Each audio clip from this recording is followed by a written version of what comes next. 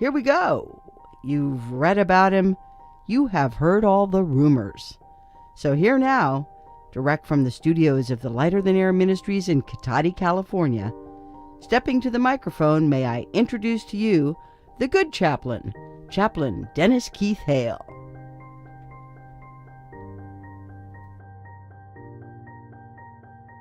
Thank you for that lovely introduction. Ladies and gentlemen, I am Chaplain Dennis Keith Hale, and I'm here in the music sanctuary of the Lighter Than Air Ministries. Thank you for joining us. For the people who responded, who have seen one of the videos where I wasn't doing so well, thank you so much. I have good days and I have bad days, like most people. But I've been so busy planning for the good days, and the good days I'm talking about are January 1st, 2018. Yes, that's the day that, if all goes well with the November referendum, January 1st, 2018 will be the first day of legalized marijuana in California.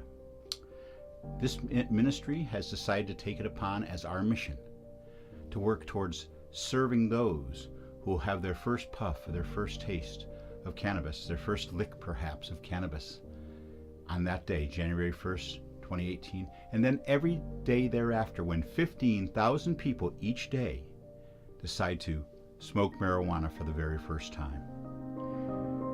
This ministry has used marijuana as a strong tool, along with music. Behold the power of music, for it is real. We have mixed music and marijuana to make the perfect pairing.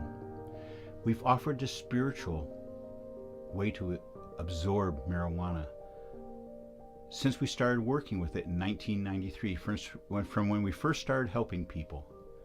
We've had the ability to help them. We've enhanced that ability from music to marijuana because it's a natural mix, you know that.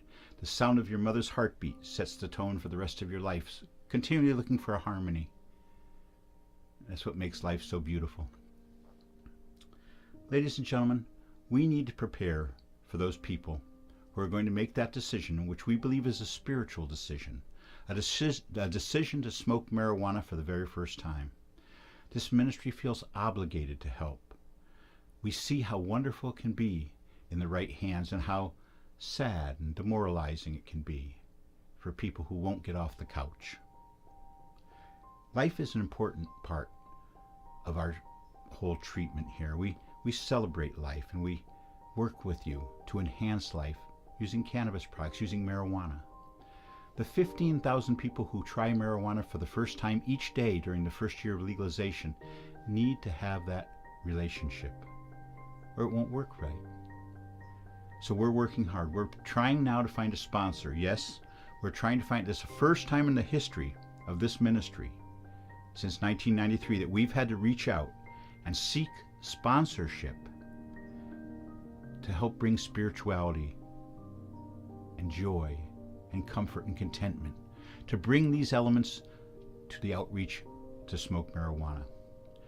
There's no denying there's going to be 15,000 people each day, and those people could be your customers forever. They could be your patrons at your establishment forever.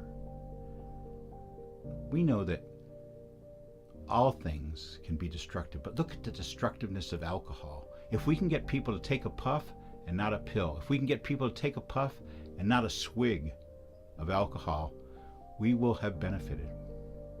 Those of you who profit off of alcohol, marijuana is not going to be the same for you. So if you're thinking about doing that, you're going to have to alter your structure and accommodate a spiritual side for your customers and patrons. So I'm reaching out this first time in the history of the ministry. We know there's people out there who profit from marijuana who can help us.